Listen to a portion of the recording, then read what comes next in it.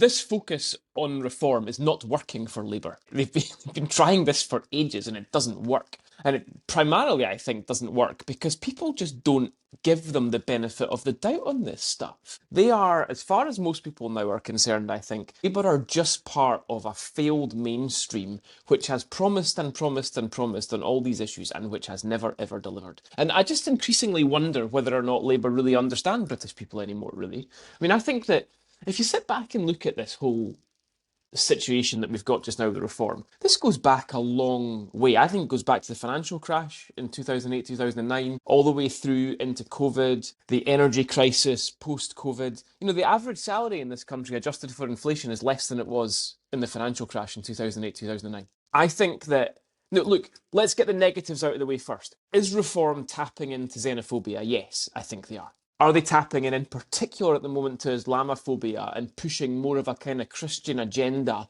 as a antidote to that? Yes, I think they are as well. But the majority of people who vote for reform, I don't think they're thinking about those things at all.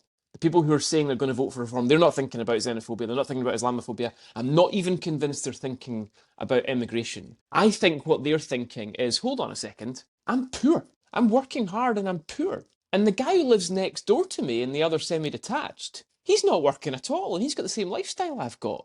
Why does the Labour Party, party of Labour, the party of work, not stand up for workers anymore?